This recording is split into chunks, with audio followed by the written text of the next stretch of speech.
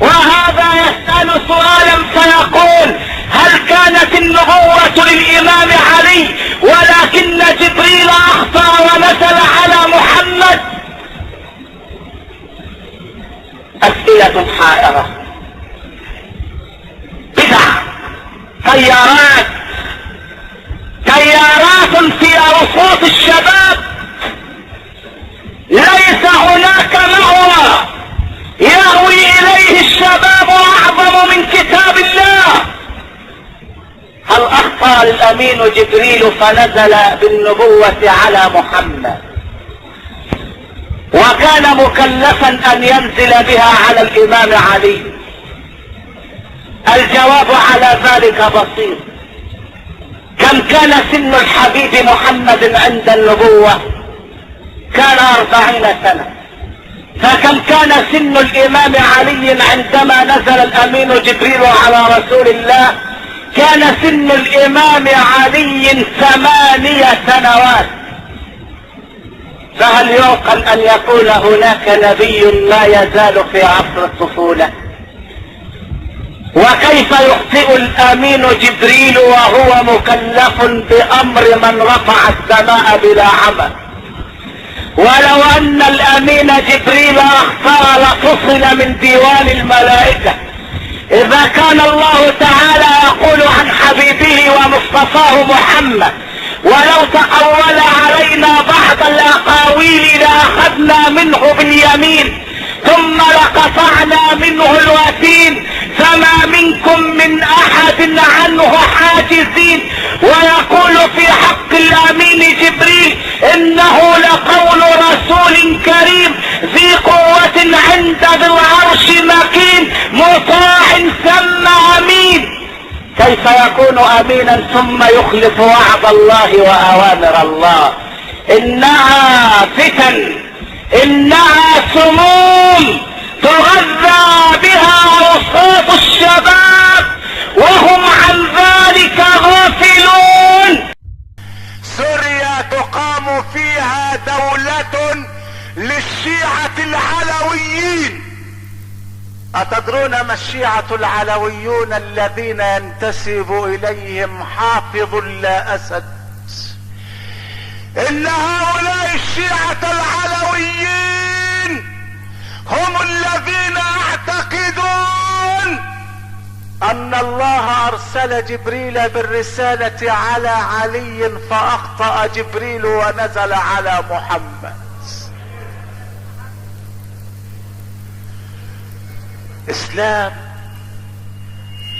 إسلام يمزق الأوصال،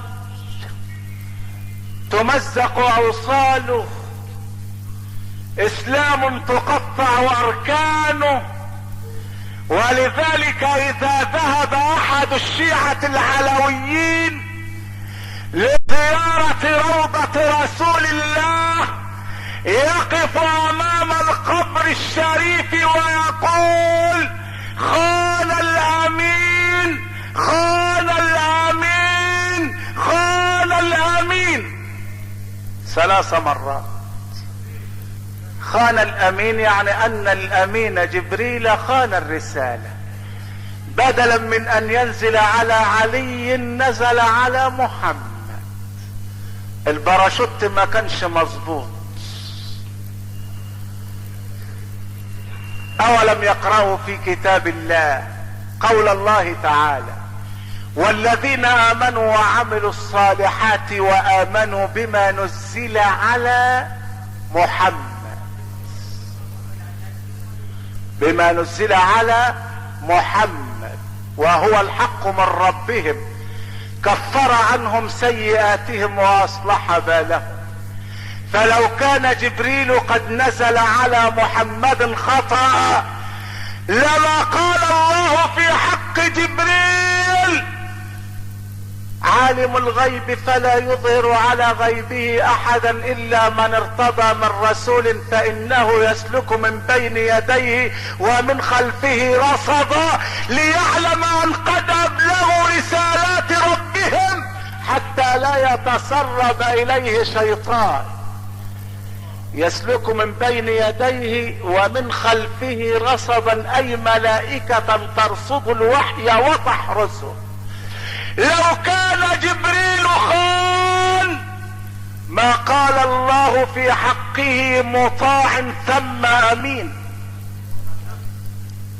مطاع من الملائكة، ثم يعني هناك، امين امين على الوحي.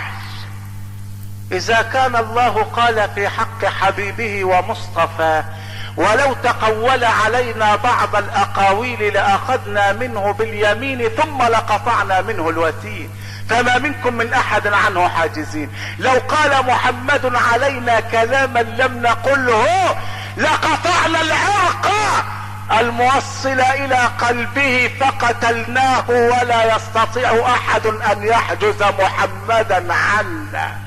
اذا قال هذا في حق حبيبه ومصطفاه فهل يسمح لجبريل ان يخون العهد، ان يخون الرسالة؟ ثم اسألوا كم كان سن علي عندما نزل الوحي على رسول الله؟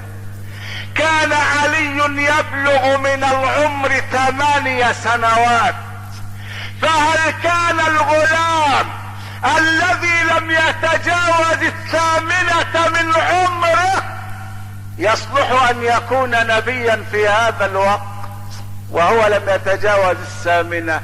فماذا انتم صانعون؟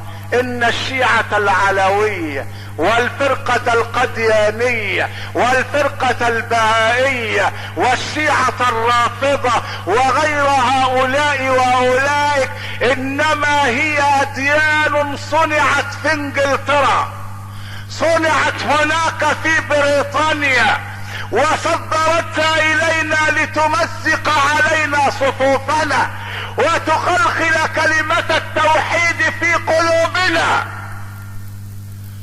هذا حال سوريا ولبنان، فكيف حال ليبيا مع مصر؟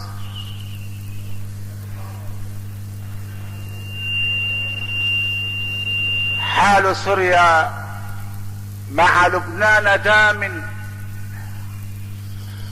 وحال ليبيا مع مصر يندى له جبين الحياء خجلا. فعندما غادرت روسيا ارض مصر لم ترضى بالرحيل من شرق محمد. ان المؤامرة في مبنى الكرملين والبيت الابيض، ان المؤامرة بين التليفون الاخضر والاحمر ليست مؤامرة على مصر او ليبيا، انما هي مؤامرة على محمد. القت روسيا رحالها في ليبيا ولم تكتفي بذلك، بل ان طائرات الميج 23 تحدث عزيزا على حدود مصر ليبيا، مما اضطر مصر الى حشد مجموعة ترابط هناك في الصحراء الغربية. هناك جيش على حدود ليبيا ومصر، فاذا ما صدرت الاشارة من موسكو الى جيش ليبيا احتدم الجيشان المسلمان، واذا التقى المسلمان بسيفيهما فالقاتل والمقتول في النار. القاتل والمقتول في النار.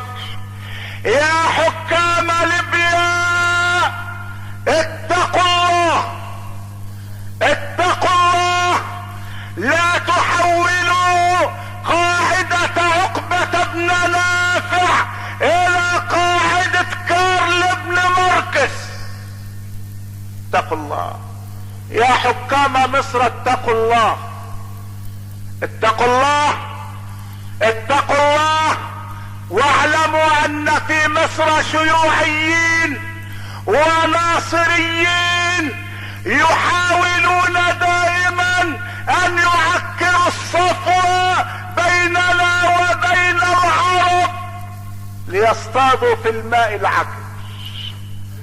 احذروا هذا. القذافي اذا كان متهورا فهذا حق، ولكن لا تجعلوا من تهور القذافي شماعة يعلق عليها الشيوعيون الاخطاء.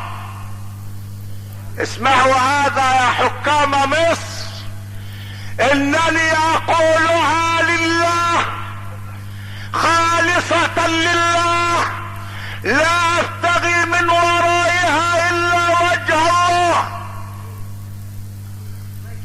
الفتنة محتدمة، وحكام مصر يصرحون بانهم لا يقبلون اي وساطة للصلح بينهم وبين القذافي.